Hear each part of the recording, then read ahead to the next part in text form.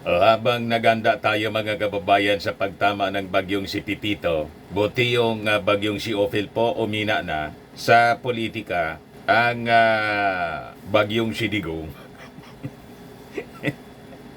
Si Digong pa rin mga kababayan ang pinag-uusapan.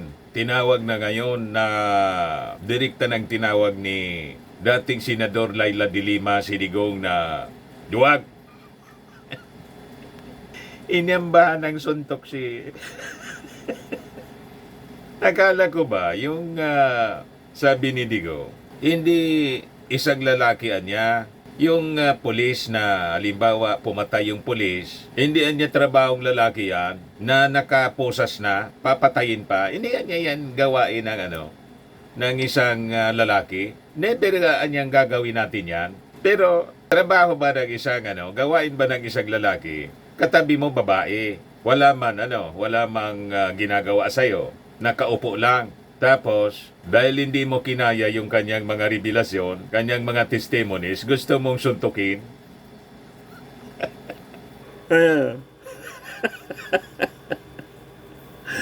Ang isang pangtawag dyan, kaduwagan. Isa siyang duwag. Pinapalipat po ni Congressman Adjong C. De Lima. Baka niya uncomfortable ka dyan.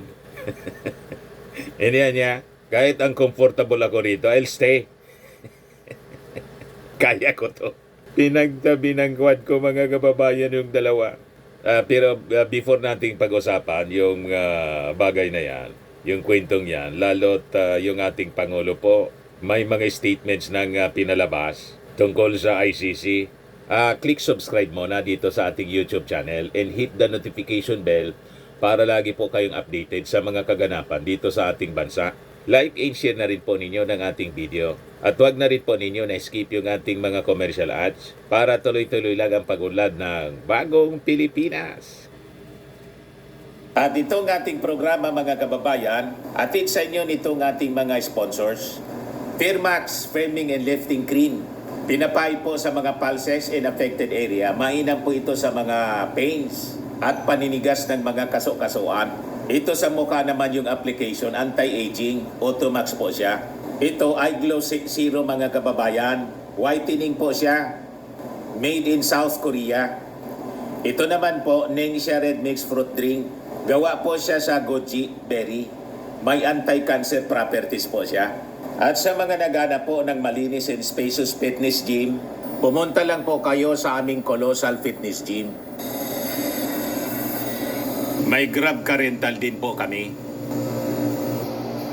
At bills payment po sa aming office. At saka sa mga mahilig po sa mga imported bags, manood po kayo sa live selling ni Madam Eileen Rosales sa kanyang Eileen Closet po. Pati mga shoes, ito yung kanya po. Ito yung kanyang page. Kita ninyo, napakagandang mga online selling po siya. Si Madam Eileen Rosales. Cellphone number niya po, 773-798-7816. Balikan natin yung ating kwento mga kababayan. Before nating balikan si Digong at yung ating Pangulong Bongbong Marcos, i-update ko muna kayo ng latest bulletin galing sa Pag-asa. Kasi kagabi, pumasok na po yung bagyong si Pipito. Si Ophel humina na. Si Pipito po, baka mag-super typhoon po ito, sabi ng Pag-asa. At kami rito, nasa paganda. Kahapon pa suspended yung classes and may forced evacuation po dito sa amin. Kasi parang mahagi po yung Bicol. In fact, typhoon signal number 1 na po dito sa amin. And pati ang NCR, threatened po yung NCR. So ito yung report ng Pag-asa po sa bagyong si Pipito. So alamin po natin yung latest bulletin. Ito ang ating update sa mga binabantayan nating bagyo sa loob ng ating Philippine Area of Responsibility. Kaninang alas 4 ng umaga, huling namataan itong sentro ni Bagyong Pepito sa layong 795 kilometers silangan ng Giwan, Eastern Samar. Ito ay isa pa ring severe tropical storm, bahagyang lumakas sa mga nakarang oras. May taglay na lakas ng hangin na malapit sa gitna na umaabot ng 110 kilometers per hour at pagbuksan na umaabot ng 135 kilometers per hour. Patuloy yung paggalaw nito generally westward or pakanluran sa bilis sa 25 kilometers per hour.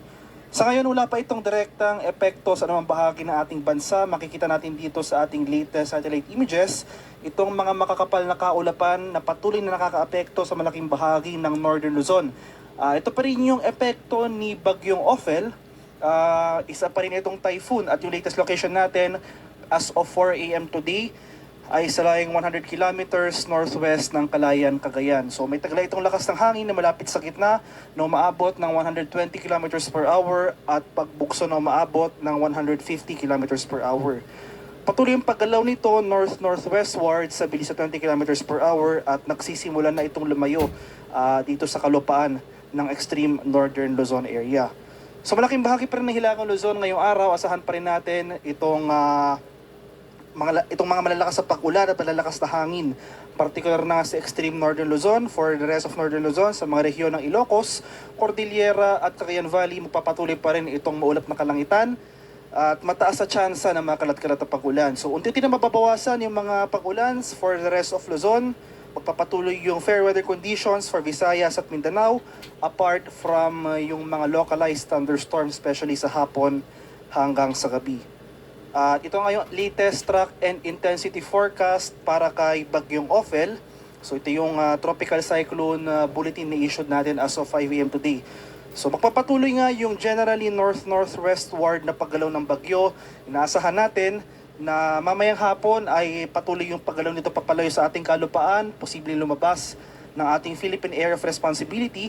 Pero inaasahan rin natin yung posibleng pagpasok or yung re-entry nitong si Bagyong Ophel dito sa boundary ng ating PAR bago ito tumama or maglandfall dito sa Taiwan area. At throughout the remainder of the forecast period, dahil sa patuloy na interaksyon nitong si Ophel sa kalupaan, sa areas ng extreme northern Luzon, and after that, interaction sa landmass ng Taiwan area, inaasahan natin ang continuous weakening. So hindi nakagandahan yung environment. So hindi na ganun ka-favorable kumbaga yung environment na kung saan papunta itong si Ophel. So inaasahan natin possible downgrading into a severe tropical storm. Prior to landfall, maging tropical storm lamang ito patungo sa remnant low at patuloy na nga inaasahan natin na habang nasa loob ito ng ating Philippine Area of Responsibility ay posible na ngang malusaw itong si Ophel pagsapit ng early next week. At ito naman yung ating latest track and intensity forecast para kay Bagyong Pepito. Inaasahan natin yung generally westward or west-northwestward na paggalaw nitong nasabing bagyo. At pagpapatuloy yung paglakas or pag-intensify ni Pepito, posible itong maging isang ganap na typhoon within the next 12 hours. So within the day, inaasahan natin possible this afternoon maging typhoon category na ito. Magpapatuloy yung intensification or paglakas ng nasabing bagyo. Possible by tomorrow, isa na itong ganap na super typhoon category prior to landfall dito sa silangang bahagi ng Luzon or Visayas. So makikita natin dito, kailangan natin bigyan diin itong tinatawag nating confidence cone. Sakop nito ang malaking bahagi ng Central Luzon, Southern Luzon at Eastern Visayas. Nangangahulugan po ito na ito yung mga areas na posibleng maapektuhan nitong landfall o yung direktang pagtama ng sentro ng bagyo. So makikita po natin over the weekend, ito yung critical period, ito yung time kung saan pinakamalapit itong sentro ng Bagyong Pepito sa ating kalupaan. So inuulit ko po itong areas ng yung most likely scenario natin, possible landfall over Central Luzon, ito sa eastern coast ng Central Luzon or Southern Luzon. Pero hindi natin tinatanggal yung possibility ng more southward shift ng track ng bagyo. So, hagip pa rin itong eastern coast ng Eastern Visayas. So umantabay tayo sa mga succeeding issuance ng tropical cyclone bulletins para sa bagyong ito kung makakaroon man tayo ng significant changes sa ating track scenario. So inasahan natin yung landfall itong si Bagyong Pepito ay peak intensity or ito yung pinakamalakas na hangin ng dadala ng bagyo. Nasa natin na after landfall over after landfall over sa kalupaan, patuloy nitong babaybayin itong mainland Luzon at possible magkaroon ng slight weakening or paghina nitong bagyong ito at patuloy itong lalabas ng West Philippine Sea. Posibleng lumabas ng ating Philippine Area of Responsibility Monday next week. At para kay Bagyong Ophel, kahit na nagsisimula na itong lumayo sa ating bansa, makakaranas pa rin tayo ng mga malalakas na hangin sa ilang bahagi ng Hilagang Luzon. So as of 5 AM today, may tropical cyclone wind signal number 3 pa rin tayo nakataas dito sa western portion ng Babuyan Islands, sa northwesternmost portion ng mainland Cagayan, at dito sa northernmost portion ng Ilocos Norte sa bayan ng Pagudpud. At may signal number 2 tayo sa rest of Babuyan Islands, dito sa northwestern portion ng mainland Cagayan, northern portion ng Apayao, at itong northern portion ng Ilocos Norte. Signal number 1 sa Batanes, sa nalalabing bahagi ng Cagayan, itong northern portion ng Isabela, nalalabing bahagi ng Apayao, dito sa northern portion dito sa area ng Kalinga, northern and central portions ng Abra, sa nalalabing bahagi ng Ilocos Norte at itong northern portion ng Ilocos Sur. Kaya sa mga areas na ito, malaking bahagi pa nga ng Hilagang Luzon, maghanda pa rin tayo kahit napapalayo na itong si Bagyong Ophel. Asahan pa rin natin yung mga pagbukso ng hangin, especially sa mga areas under wind signal number 3. Posibleng mapaminsala pa rin yung hangin na ating inaasahan sa mga susunod na oras. And in anticipation naman sa papalapit na Bagyong Pepito, dumami pa yung mga areas na may tropical cyclone wind signal.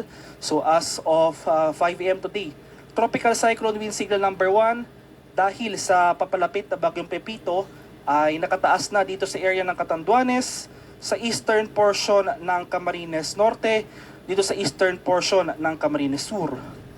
May signal number 1 na rin dito sa eastern portion ng Albay, at dito sa eastern and southern portions ng Sorsogon. Sa areas ng Visayas, signal number 1 dito sa northern Samar, northern portion ng eastern Samar, at sa northeastern portion ng Samar. Kaya sa mga lugar na ito, ngayon pa lang magkada na tayo, may palugit or warning leak time itong tropical cyclone wind signal number 1. So magtataka man tayo, wala pa tayong nararanasang malalakas na hangin. Asahan natin na within the next 36 hours, dahil sa papalapit na Bagyong Pepito, magsisimulan na tayong makakaranas sa mga pagbukso ng hangin sa mga susunod na oras or at least sa susunod na araw. So dahil sa papalapit na bagyo, at inasan nga natin na itong sa Pepito ay posibleng lumakas pa into a super typhoon category, yung pinakamataas na tropical cyclone wind signal na posible nating i-issue para kay Bagyong Pepito ay wind signal number 5. So habang papalapit itong si Bagyong Pepito, asahan natin mas maraming areas pa yung makakaranas or i-issue natin ng warning signal or wind signal. Posibleng tumaas pa yung mga wind signal sa mga ilang lugar, especially itong mga lugar under wind signal number 1. Kaya mantabi tayo sa mga succeeding issuances ng ating Tropical Cyclone Bulletin para kay Bagyong Pepito. In terms naman of heavy rainfall o yung mga malalakas na pag-ulan na dala ng bagyo, unti-unti na nabawasan or unti-unti na humina yung mga pag-ulan dito sa Hilagang Luzon. Moderate to heavy rains ang ating inaasahan pa rin pero sa areas ng Batanes, Babuyan Islands, Cagayan at Ilocos Norte. Gayon pa man, since nakapagtala nga tayo ng malawakang pagbaha sa ilang areas ng Cagayan Valley noong mga nakarang araw, kahit na nabawasan or humina na yung mga pag-ulan na ito, maghanda pa rin tayo dahil saturated na yung lupa sa areas na ito. Posible pa rin dyan yung mga banta ng pagbaha at pagguho ng lupa kahit na mahina yung mga pag-ulan na ating mararanasan. And in anticipation naman sa papalapit na si Bagyong Pepito, inaasahan natin as early as tomorrow, makakaranas tayo ng malalakas na pag-ulan sa malaking bahagi ng Southern Luzon, itong area ng Bicol Region as well as itong area ng Eastern Visayas. So itong areas shaded ng red, intense torrential rains. Greater than 200 mm ang pag-ulan na ating inaasahan sa area ng Catanduanes. Heavy to intense rains sa mga areas shaded ng orange. Yan ay sa mga lalawigan ng Camarines Sur, Albay, Sorsogon, Northern Samar at Eastern Samar. Moderate to heavy rains naman sa mga areas shaded ng yellow sa mga lalawigan ng Quezon, Camarines Norte, Masbate, Samar, Biliran at Salete. Kaya sa mga lugar na ito, asahan pa rin natin na dahil sa papalapit na Bagyong Pepito, mas rarami pa yung mga areas sa mga karanasang pag-ulan.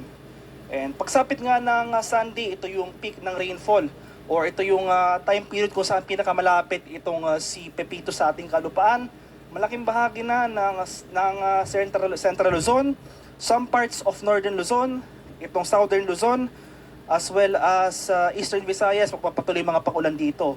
So mas lalakas pa yung mga pag-ulan sa malaking bahagi ng Southern Luzon area. Asahan pa rin natin intense torrential rains. Inulit ko po, ito yung mga areas shaded ng red sa mga lalawigan ng Aurora, Quezon Province, Camarines Norte, Camarines Sur at Catanduanes. Heavy to intense rains, ito yung mga areas shaded ng orange sa mga lalawigan ng Nueva Ecija, Bulacan, Rizal, Laguna, Marinduque, Albay, Sorsogon at Northern Samar.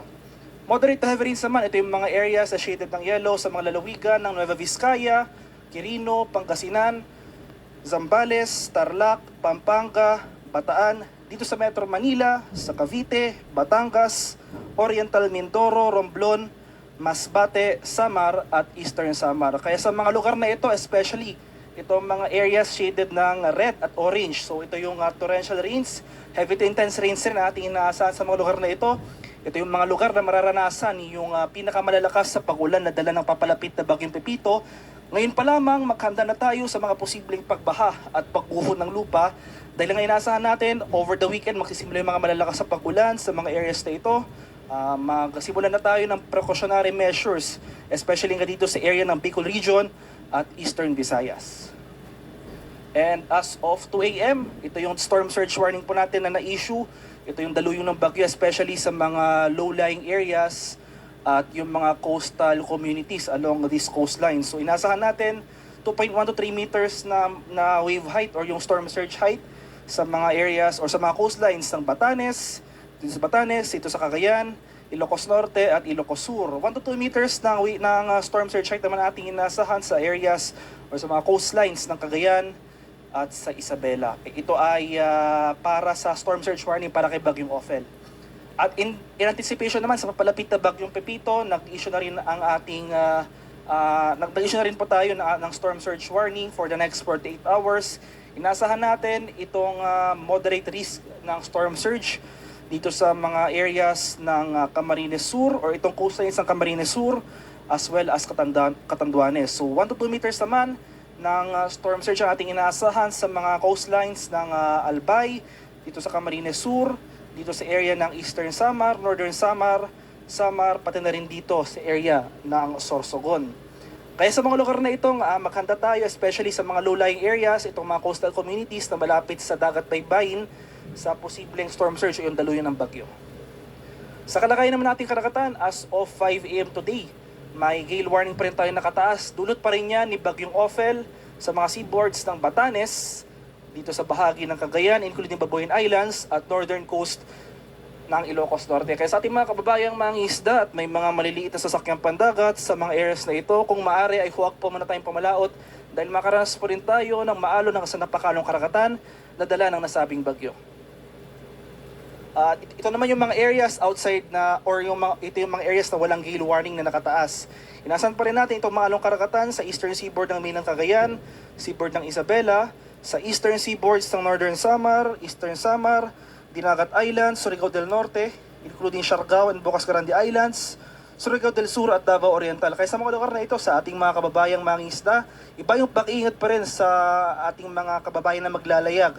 Dahil ang inaasahan natin na dala ng papalapit na Bagyong Pepito, magsisimula na rin itong maalong karagatan sa most of Eastern Visayas as well as Caraga Region. At yung susunod na Tropical Cyclone Bulletin issuance para kay Bagyong Ophel at Bagyong Pepito ay mamayang alas 11 ng umaga. O ngayon, yan po yung latest. Pray and prepared lang po. Dito sa amin, matindi yung preparations kasi nagka-lesson kami dito. Hindi masyado nag-prepare doon sa bagyong si Christine. Kaya ang daming nalubog po sa tindi ng pagbagsak ng ulan. Kaya ngayon po, ayaw nang paulit ang Bicol. Pati yung mga ibon dito sa amin, mga kababayan, may mga signos dito, mga kababayan. Yung langit po naging kulay pula. Ayan o. Kuha mga kababayan ni Giselle Gibara Natuel. Arrogante. Tingnan niyo may volcano. Napakaganda pero pulang-pula. Yung kalangitan sa umaga nung isang araw. O ito naman po sa Camarines Norte as published by Daily Guardian. Yan kalangitan. Sabi yan, look, a unique sight captured the attention of resident in Dait, Camarines Norte as a striking red-blue filled the sky. Gloria Cabate, who captured the scene, said she was amazed by the deep crimson skies she witnessed around 4:40 a.m. November 11. Yan mga pangitain mga kababayan. She added that the phenomenon lasted for nearly an hour before fading with the sunrise. According to the Hong Kong Observatory, a reddish sky at sunrise indicates high levels of water vapor in the atmosphere. As clouds move in the west, this typically signals that rainy weather is approaching. Kasi nga po, mga kababayan, may papalapit na bagyo. Yan ang mga signos, mga signs na nakikita sa kalangitan. Kasi sa Bible po, inilagay ang signs sa kalangitan. Ayan po. Genesis 1:14, God created the universe and set stars in the sky as signs and seasons. Sabi dito sa Genesis 9:13 to 14, God gave the rainbow as a sign that He keeps His promises. Kaya nakakakita tayo ng mga in the sky, mga tanda. Pati sa mga ibon po, sensitive po yung mga ibon. Nagliparan mga kababayan yung mga ibon dito. Nararamdaman nila na may paparating na masamang panahon. Yan po, oh. Kita ninyo, oh. Oh. Grabe po. Yan, oh. Napicturan. Ayan ang balisa yung mga ibon, mga kababayan. As posted by BB Jane Cibitilio, sabi niya, mga maraot na sinyales ang araw kaini. Lord, kairaki man po ang mga Bicolanos, asin gabos na nilalang. Mga masamang signs ang ganito, anya. Lord, kaawaan mo po ang mga Bicolano at lahat ng nilalang. Yan ang ibig sabihin niya sa Tagalog. Balisa yung mga yung mga ibon kasi yung mga ibon po sensitive sila. Kaya we can observe parang barometro mga kababayan. Barometro para sa mga tao noong panahon na wala pang Pag-asa Weather Bureau. Ang ating Panginoon nagbigay ng mga tanda. Pwede sa kapwa natin nilalang mga ibon. Pag may masamang panahon, sensitive sila. Ang mga ibon kasi po can detect based sa studies, rising and falling barometric pressure. Ganun po. Kaya wag nating mahalin natin ang ibang mga nilalang ng ating Panginoon. Lahat yan may pakinabang, lalo't mga ibon. So, sensitive sila. Nadidetect nila mga kababayan yung rising and falling barometric pala, hindi barometric pressure or atmospheric pressure. Di ba? Yung barometer ng Pag-asa. O mayroon sila niyan built-in. Tayo kailangan pang umimbento ng barometric. Pero yung mga ibon po, may built-in sila na barometric device sa kanilang system mismo. Nadidetect nila yung atmospheric pressure, the rising and falling barometric pressure. Balisa yung mga ibon. Ang galing ng ating Panginoon, ang pakala lang po. Kaya hindi sila mapakali, mga kababayan, Nagliliparan sila. Ayan, You see? Hindi mapakali yung mga ibon dito sa amin. Na-detect nila yung barometric pressure. Yan,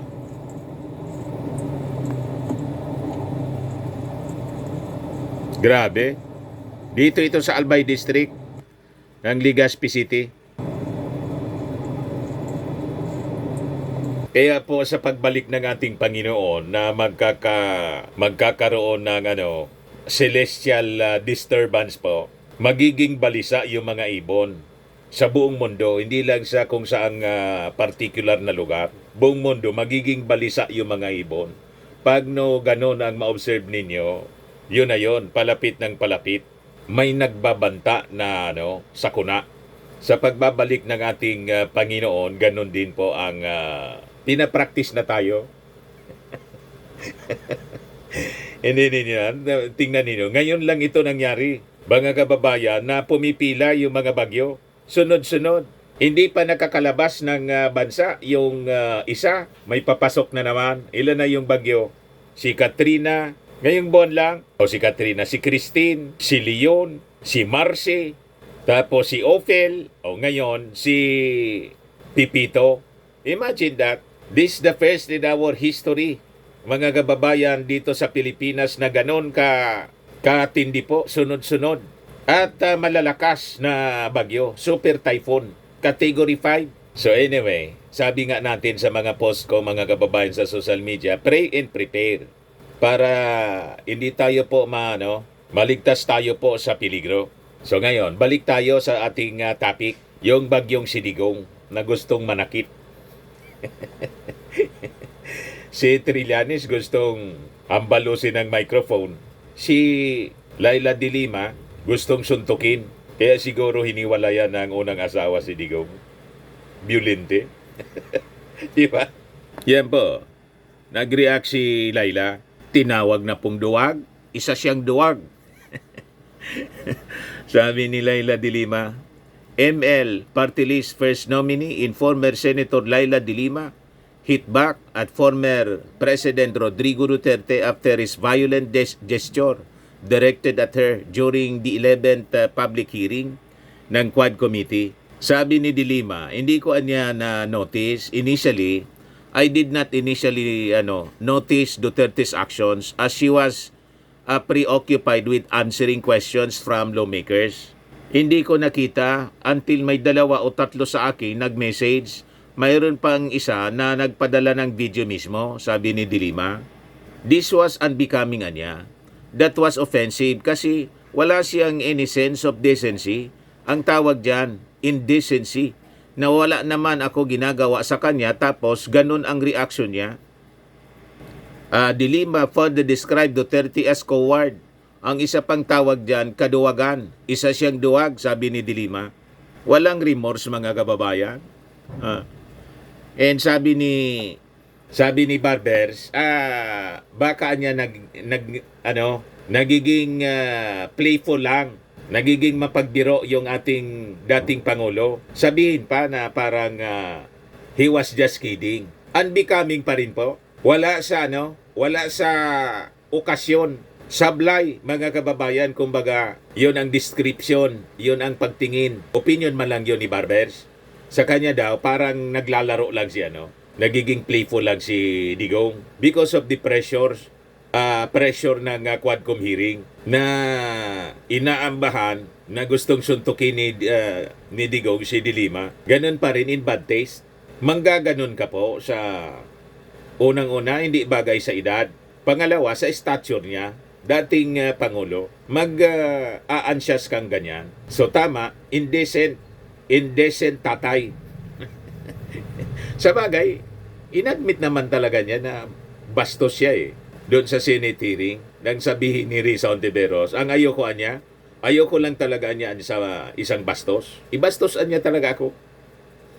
Ganun na talaga niya ako. So anyway, baka yung kabastosan po ni Digong, matundo ka na. O ito yung picture na gustong hambalusin ni Digong, si Trillanes. Pero si Trillanes po, hindi naapektuhan. After na kumalma yung emosyon, pagbalik niya doon sa pag-testify, focus siya doon, mga kababayan, sa challenge niya kay Digong na mag-waiver. Hindi po pinatulan. Mas matured si Trillanes kaysa kay Digong. Hindi pinatulan yung mga violent reaction ni Digong. Magkikita mo dyan, mga kababayan, ng isang taong mature tapos immature. Hindi na tayo nagtataka kung bakit ganun ang ugali ni Inday po. Manang-mana sa tatay po. Immature. Childish, immature. Violente. Sabi ko, si Inday hindi naturuan ng tama ng magulang. Kasi, yung magulang po, wala man ituturong tama. Di ba? Paano mo tuturuan si Inday ng tamang pag-uugali na yung tatay, masama ang ugali? Saan man yan magmana? Hindi po mamumunga ng santol ang bayabas. Tama? O ngayon, namumuro na po si Digong sa analysis po ng mga experts, legal experts. Itong mga statements na to ng ating Pangulo ay mga tanda na makikipag-cooperate yung ating gobyerno. Ayan, sabi ng ating Pangulo, we have obligations to Interpol.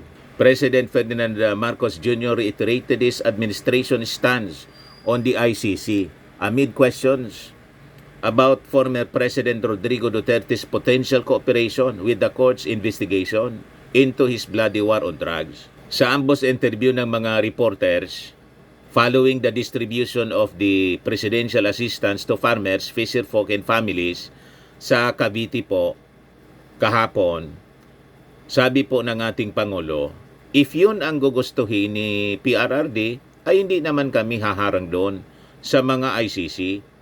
Hindi lang kami tutulong. Ngunit kung pumapayag siya na makipag-usap siya o magpa-imbestiga siya sa ICC, ay nasa kanya yon. Wala na kaming desisyon doon.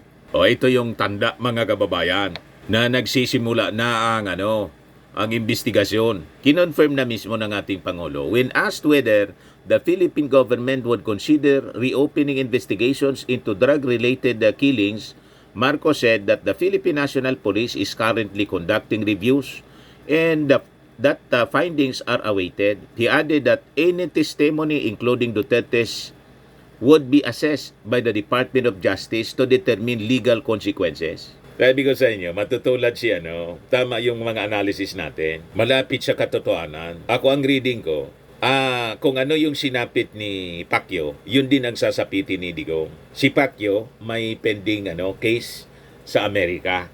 Pero sinampa ng kaso dito sa Pilipinas. Ganon din si Digong ang mangyayari. May pending case sa ICC pero sasampaan siya ng kaso dito ng DOJ. Ito yung mga tanda.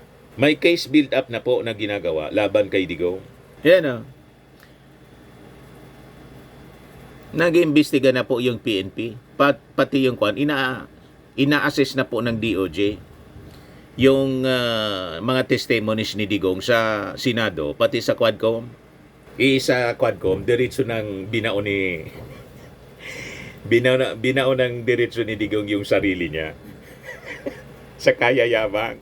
So sabi dito sa balita, despite reiterating his administration's non-cooperation with the ICC, Marcos acknowledged the country's obligations to Interpol.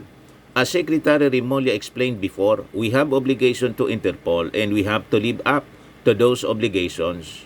Sabi po niya, leaving open the possibility of compliance with an Interpol red notice. Ngayon, yung suggestion nga natin sa ating mga congressmen sa Quadcom at saka sa Senado kay Risa, mag-resolusyon na po kayo asking the President na bumalik na tayo sa ICC. I think yun lang ang inihintay ng ating Pangulong Bongbong para naman may rason siya na siya marunong makinig. Hindi yung kanyang sariling initiative para walang issue sila. Agawa niya, yung position ko ganito. Kaya lang, I have to listen to the demands ng ating mga mamamayan. May mga senador na niya at saka congressmen. The Senate and Congress, nag-file na niya ng resolusyon na bumalik na tayo sa ICC. O, di ba? Ayos.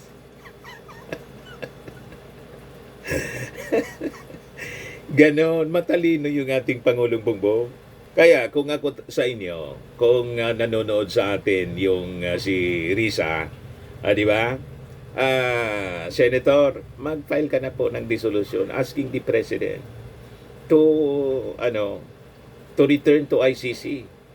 Di ba? Rejoin ICC. Si Pastor siya yung chairman ng Human Rights, Pastor Abante, Congressman Benny Abante, yung mga members lahat ng Quadcom. Mag-file na po kayo ng resolution asking the President na mag-rejoin na tayo sa ICC para tapos na. Di ba? Para consistent na talaga yung ating posisyon na we honor, we respect international-based rules-based order. tulad ng issue natin sa West Philippine Sea, yung ICC po, sister ng UNCLOS. O di ba? Hindi tayo consistent kung we observe the rules-based order, yun ang pinupus natin, pinapangawakan natin sa issue ng West Philippine Sea, pagkatapos sa ICC, ayaw natin. Hindi tayo consistent sa posisyon. Tama pa? Sa mga naghanap ng malinis and spacious fitness gym, pumunta lang po kayo sa aming Colossal Fitness Gym. We also offer Grab Car Rental with our brand new 2023 model ng Toyota Innova. We also accept booking for those who are planning to travel via PAL, Cebu Pacific, and other airline companies, local and international, and bills payment for Meralco Bills, PLDT, Aleco Bills, etc. Ang Colossal Fitness Gym is located at 3rd floor Security Bank Building, Landco Business Park, Legazpi City, Albay. For inquiries, look for Chilon Maravillas. Contact number 0966-802-0949. Yan yung aming Innova. Lagi na pong matao sa amin. Pati mga foreigners po, tingnan ninyo. Mga British tourists sila. Ang lalaki ng katawan na, mga kababayan, nag-gym sa amin. Ito naman po, Indian National. Ito mga mga European sila. Ito naman yung bago naming product na binibenta online, Eye Glow Serum. Whitening po siya galing sa South Korea. Tingnan ninyo yung epekto sa aking anak na architect entrepreneur, Riz Maravillas. For inquiries, look for Riz Maravillas on FB. Ito naman po, Firmax Framing and Lifting Cream. Pinapahid po ito sa mga pulses and affected area. Mainam po ito sa mga pains at paninigas na mga kaso-kasuan. Ito po, Automax Radiant Serum. Sa mukha naman yung application. Anti-aging po siya. You will look 10 years younger than your age. Sa mga cancer patients naman po, baka lang gusto ninyo itong itry. Nengxia Red Mix Fruit Drink. Hindi man po siya gamot, food supplement siya. Kaya lang, gawa siya mga kababayan sa goji berry. Yung goji berry may anti-cancer properties. Yung mga inquiries ninyo, dumiritso na lang kayo sa aming messenger sa Facebook para masagot namin agad. Ayos po. Ako po si Dante Maravillas. Bye-bye. God bless.